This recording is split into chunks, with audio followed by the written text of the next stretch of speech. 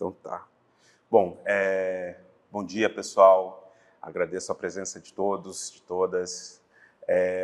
Meu nome é Fernando de Sá Moreira Zal. Meu nome agora eu venho assinando como Fernando Moreira Zal. Isso tem a ver com o fato de que eu obtive recentemente o reconhecimento da paternidade do meu pai, e aí acrescentei meu sobrenome paterno, e tenho pensado como que eu vou lidar com isso ainda.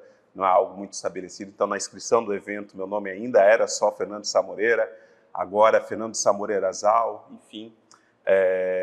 Tenho feito essa experiência agora e pensado que isso vai significar para mim mesmo daqui para frente. Eu sou professor de filosofia na Universidade Federal Fluminense, professor do programa de pós-graduação em filosofia dessa universidade, e eu me propus a pensar com vocês hoje um ensaio que eu venho desenvolvendo há algum tempo, uma série de reflexões que eu venho desenvolvendo há algum tempo, e, enfim, gostaria mais do que apresentar para vocês e discutir com vocês. Eu não tinha inicialmente me planejado em fazer um texto propriamente, para fazer uma leitura de um texto. Eu sou meio contra a leitura de texto, e na prática faz por volta de uns 15 anos que eu não apresento trabalho lendo. Mas eu resolvi fazer um pouco de leitura de texto dessa vez, porque eu acho que esse trabalho aqui, eu gostaria que ele fosse testado também enquanto texto, tá? Vamos ver o que isso vai dar. Só que eu me empolguei muito escrevendo esse trabalho e tive que fazer vários cortes no texto. Por isso eu fiz questão de projetar, porque eu queria mostrar para vocês onde cortou, e se tiver interesse que a gente discuta aquilo que não está no trabalho, embora esteja, a gente volta nas perguntas, tá bom? Então, aquilo que eu vou pular no texto está marcado com fundo cinza. É mais ou menos metade do texto, tá? Vamos lá. O nome do meu trabalho é Reversionismo. No título oficial não tem essa ideia de um ensaio, mas eu quero marcar isso. É um ensaio filosófico. É um experimento que eu estou fazendo nesse texto, e eu não sei se eu vou manter esse experimento em momentos futuros, mas hoje eu quero defender para vocês um projeto de conceito, que é esse conceito de reversionismo, e vamos ver o que dá. Um ensaio sobre a inacreditável capacidade do racismo de se apresentar como seu inverso. Fim de setembro de 2024, debate entre candidatos à Prefeitura de São Paulo. 2 candidatos são escolhidos para responder uma pergunta de um morador da metrópole paulista. Um imigrante perguntou sobre suas propostas para a inclusão de todos os imigrantes. A pergunta é basicamente só essa mesmo, ele não desenvolve muito, ele não fala muito, ele se apresenta, faz a pergunta e a bola é passada para os candidatos. Ele era um homem negro retinto, obviamente africano, vestia um blazer azul sobre uma camisa social, ou azul marinho, ou cinza escuro, não sei dizer.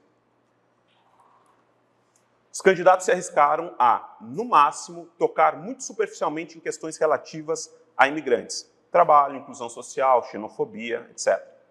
Sem nunca se permitir formular uma única proposta. Obviamente não sabiam o que falar. O imigrante ali não era mais do que um estereótipo vazio, escuro, desempregado, favelado, abandonado, alvo de xenofobia.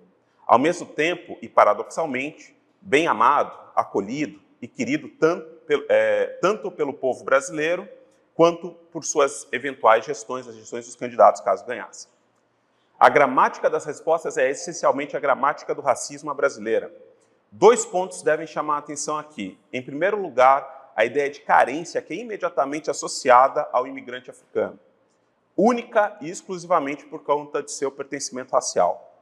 Naquele caso específico, depois eu fui saber quem era a pessoa. Na hora eu já tinha ficado com a impressão de que, peraí, tem alguma coisa nesse imigrante que me mostra que ele não é nem de perto um imigrante favelado e não sei o que eles estão querendo pintar. Mas depois fui atrás de saber quem que era. Naquele caso específico, a pessoa que viveria em uma casa de lata, expressão que um dos candidatos usou, era Fausto Pedro Jorge. Vocês podem, inclusive, procurá-lo no Instagram. Tem um Instagram bem interessante. Estilista de moda angolano, residente no Brasil, que se apresenta como CEO da marca de roupas Mucaco e membro da banda Vocal Macamba, que eu não conhecia nem a marca nem a banda, mas se vocês abrirem as redes sociais vão perceber que são até relativamente famosos pelo que eu entendi, é uma banda africana, de imigrantes africanos, gospel, tem uma questão religiosa ali forte nessa banda em particular. Em segundo lugar, a persistência, deve chamar a atenção, a persistência da lógica do famigerado mito da democracia racial, expressas nas palavras dos candidatos nos seguintes termos, e essa foi uma expressão que um deles usou: o Brasil é o único país do mundo em que a miscigenação de raças deu certo. É a primeira frase para tentar responder a pergunta do que vocês vão fazer em relação a políticas de imigração. O Brasil é o único país do mundo que a miscigenação deu certo. É impressionante. No Brasil, até mesmo a extrema-direita aposta na romantização política do mito da democracia racial, nesse caso, estendida ao imigrante/refugiado. Mas o fato de que se sintam confortáveis com esse discurso não quer dizer que não deem com a língua nos dentes e deixem escapar a falsidade do discurso. Aqui, você não vai ser agredido, disse um dos candidatos. Disse porque sabe que há inúmeros casos de agressão a imigrantes no Brasil. O outro completa com uma das respostas mais confusas que eu vi até agora num debate político. O cara diz assim: nossa promessa é que você não vai receber a agressão falsa, de que, por você ser estrangeiro, há que haver xenofobia. A agressão física é deplorável, mas a agressão mentirosa é pior ainda. Vocês todos são seres humanos como nós fazemos parte de um organismo vivo chamado Terra. No nosso coração haverá espaço total para que vocês ocupem esse espaço de forma definitiva, com inclusão social, com o trabalho, que não sejam deixados nos aeroportos à espera, aí, ao Deus dará, como aconteceu há pouco tempo em Guarulhos. Se refere a uma série de reportagens que revelou cerca de 500 imigrantes e refugiados, especialmente africanos e da Ásia Central, que não sei se ainda estão, mas há cerca de um mês atrás, estavam quase como que aprisionados no aeroporto de Guarulhos, sem estrutura e com a orientação aos funcionários de que não fornecessem nenhum tipo de ajuda às pessoas que ali estavam. Para quem lê nas entrelinhas está posto, eles sabem que há muita xenofobia e racismo contra imigrantes e refugiados não brancos em São Paulo, assim como no restante do Brasil. Mas diante de um imigrante negro, isso não poderia ser jamais assumido diretamente para eternamente renovar o mito da democracia racial. Pois sacrifiquemos o mito porque estamos cansados de que sejam sacrificadas as pessoas. A despeito dos esforços de Abdias do Nascimento, Lélia Gonzalez e tantos outros, o mito da democracia racial permanece sendo muito útil no jogo político brasileiro. Alguns é útil, mas não passa de negacionismo o esforço consciente e inconsciente de fechar os olhos ao racismo e xenofobia. Além da forma mais simples de negacionismo, como praticada no debate político paulistano, há também outras formas bem conhecidas e estudadas, como o revisionismo. Aqui são termos que a gente está mais ou menos acostumado a usar já. Em poucas palavras, o revisionismo expressa a prática de negar conhecimentos firmemente estabelecidos sobre acontecimentos históricos, geralmente com argumentos e práticas sociais inescrupulosas. O essencial é que seu foco está na mudança na imagem pública dos acontecimentos históricos, com vistas a ressignificá-lo, favorecendo uma certa perspectiva ideológico-política. Se o revisionista acredita ou não naquilo que está dizendo, não é importante. Via de regra, tampouco costuma ser importante convencer os especialistas do que se está argumentando. Esse é um objetivo bastante secundário. O revisionismo é, antes, um instrumento de conquista de poder de grupo. O mais importante é fazer certo grupo de pessoas acreditar na suposta veracidade ou plausibilidade das propostas revisionistas. Até aqui nada novo. Esses são fenômenos bem conhecidos e bem descritos. O fenômeno que estou perseguindo é um pouco distinto, mas é aparentado de tudo o que foi discutido até agora. Acredito que ele ainda não tenha recebido um nome próprio e, portanto, vou me atrever a nomeá-lo para melhor entendê-lo, e eu chamo esse fenômeno de reversionismo, que não é um termo lá muito usado no Brasil, ou mesmo fora do Brasil, tem um certo uso no contexto religioso, mas mesmo no contexto religioso não é um termo lá tão famoso assim, e não tem nada a ver com aquilo que eu, no contexto religioso, não tem nada a ver com aquilo que eu quero apresentar para vocês. Vamos lá. O reversionismo, tal como o concebo, consiste em tomar um estado de coisas e transformá-lo em seu reverso paradoxal. Não apenas negar, não apenas edulcorar, mas reverter, levando ao absurdo se isso for necessário. E isso com o objetivo de obter certas vantagens e privilegiar certos grupos. O conceito poderia ser aplicado em outros contextos, vou aplicar especialmente ao contexto das relações raciais no Brasil, tá bom? Mas a gente poderia pensar nas relações de gênero e em outras relações possíveis também, plenamente possível. Certa vez, eu defini o racismo acadêmico como uma tecnologia transparente de supremacismo racial. Não vai dar tempo de dizer o que isso significa, mas a gente pode conversar sobre isso depois, se for o caso. Negacionismo, revisionismo e reversionismo estão entre as ferramentas ideológicas dessa tecnologia. Negacionismo é um conceito mais geral e abrangente. O conceito de revisionismo, por sua vez, é uma forma de negacionismo que depende da condição prévia, um consenso de especialistas contra o qual é performada uma oposição.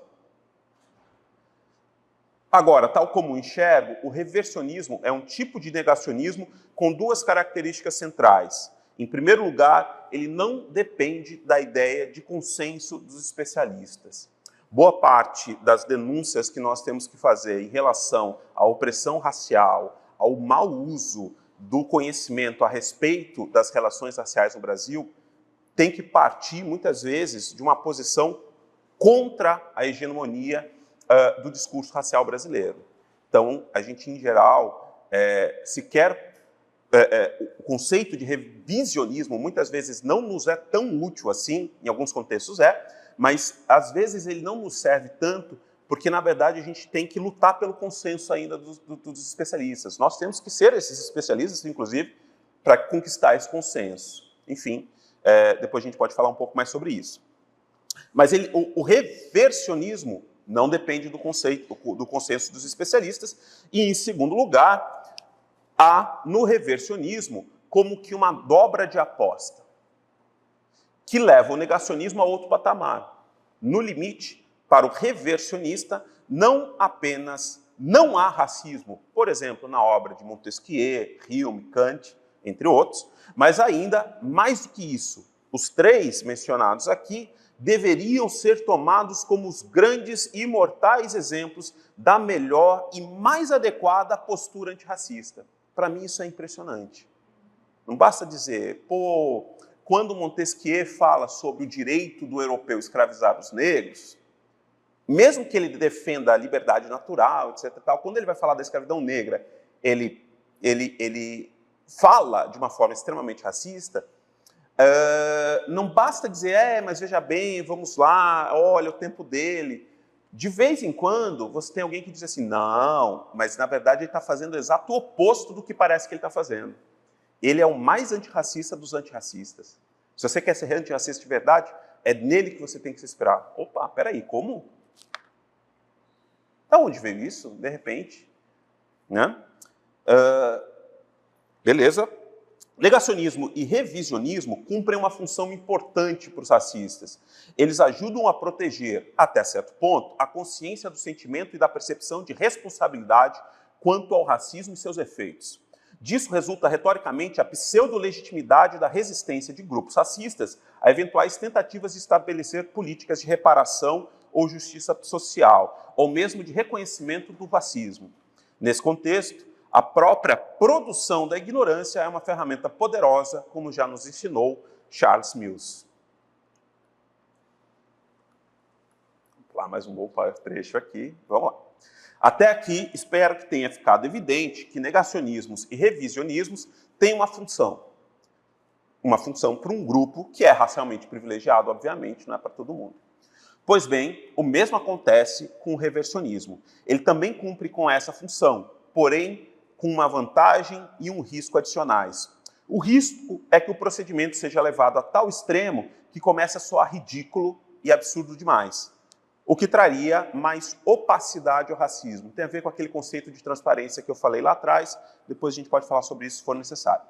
Mas esse risco tem também sua compensação. Para entender a vantagem adicional do reversionismo, penso que é útil olhar um pouco mais para o passado. E aí eu vou usar um exemplo particular que a mim tem interessado bastante. Os exemplos que eu estou dando aqui, quase todos eles eu estou citando de cabeça, tá? Então eu peço que vocês me perdoem qualquer detalhe dos exemplos que eu cito, porque eu não tive tempo de revisá-los depois de escrever. Escrevi e fui escrevendo. O Laodaiquiano foi um ex-escravizado africano que comprou sua própria liberdade no século XVIII. Ele nos dá muito o que pensar aqui. Trabalhou anos como escravo de navios mercantes no Caribe. A certa altura da vida, agarrou algumas oportunidades que surgiram para juntar dinheiro, zelosa e discretamente. Um dia, obteve de seu senhor a promessa de que este lhe venderia sua liberdade pelo preço justo. Por preço justo, entenda-se o preço que o mercado de escravos considerava bastante para um indivíduo como o Equiano, que era jovem, homem, naquele momento a escravidão masculina valia mais, era um escravizado que entendia do trabalho num navio, eram escravizados com uma especialidade, portanto, em boas condições de saúde, etc, etc. Ou seja, muito dinheiro. Algum tempo depois da promessa, Equiano apareceu com o dinheiro e exigiu que a promessa fosse cumprida. Eu não lembro muito bem se ele levou mais, já tinha um dinheiro acumulado, não lembro se ele levou tipo 6 meses, ou se levou um ano e meio, 2 anos, mas um tempo depois, relativamente curto para a lógica do escravismo da época, ele aparece com dinheiro. E exigiu que a promessa fosse cumprida. Esse foi um momento chave. Todos os envolvidos sabiam que, tecnicamente, o senhor poderia simplesmente confiscar todo o dinheiro, sob o argumento de que um escravo não podia ter posses. E ele estaria plenamente amparado pela legislação do Caribe, das colônias caribenhas na época, etc. O que quer que pertencesse a um escravo era, ao fim e ao cabo, de seu proprietário. Equiano tinha uma promessa e havia sido autorizado previamente a juntar dinheiro para cumprir com a sua parte do acordo, mas nada garantia que a palavra do senhor seria honrada. E, de fato, o senhor, inicialmente se recusou.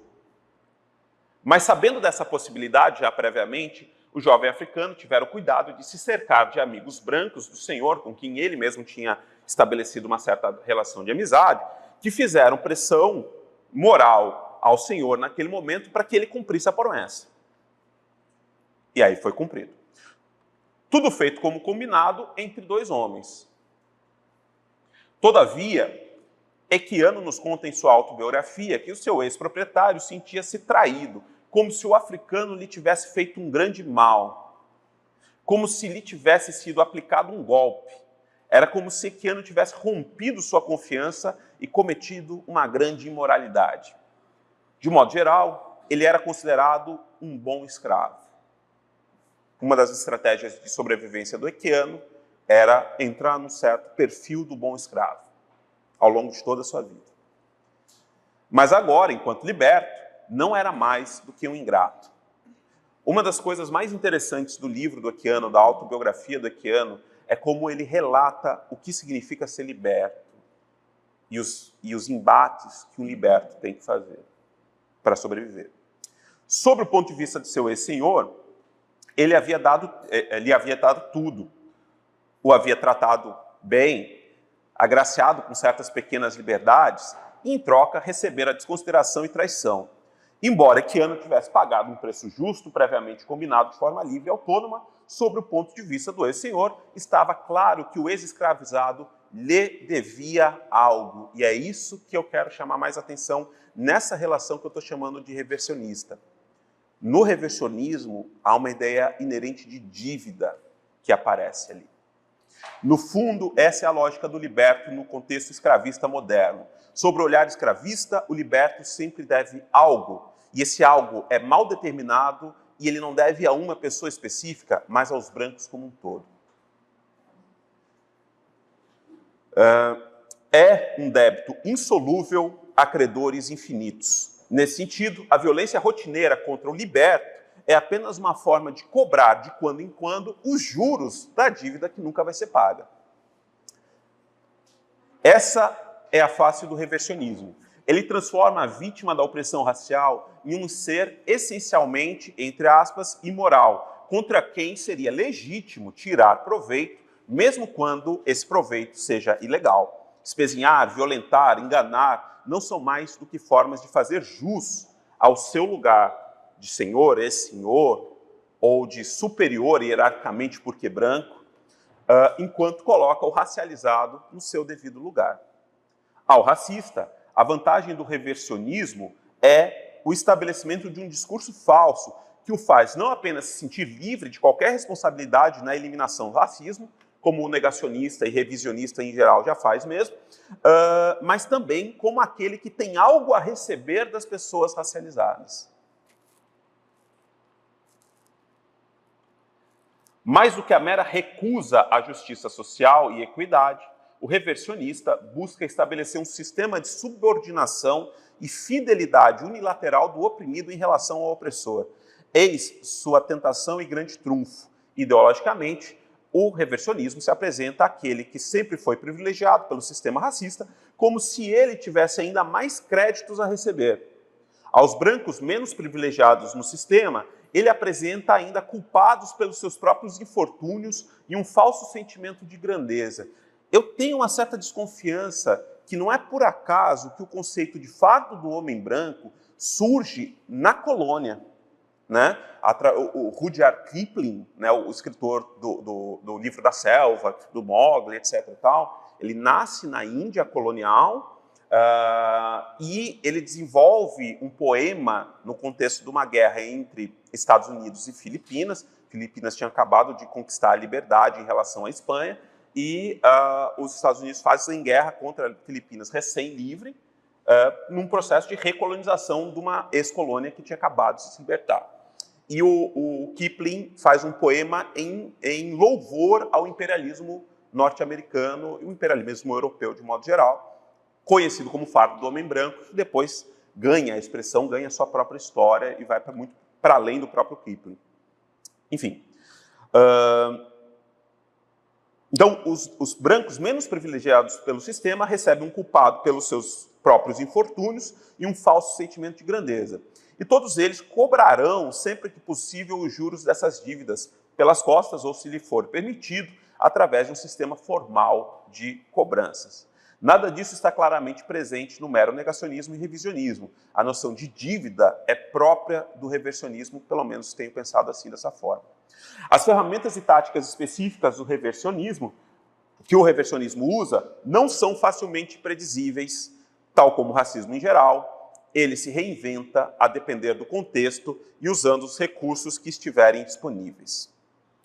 Já indo para o encerramento, o que nos resta pensar agora é como se combate o reversionismo. Certamente uma das frentes de batalha é a do conhecimento. É preciso produzir saberes que desmascarem o reversionismo.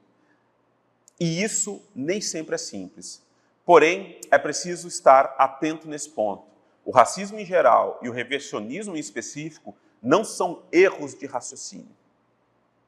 Não são falhas intelectuais que são corrigidas meramente pela anunciação e elucidação de um saber mais claro e distinto. Eles são fenômenos de poder. Mesmo o reversionista sabe a miúde que suas teses são falsas. A mera produção de conhecimentos mais precisos e adequados não basta.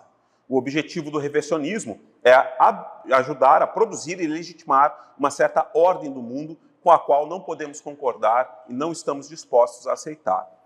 É preciso combater esta ordem do mundo e colocar algo outro no seu lugar.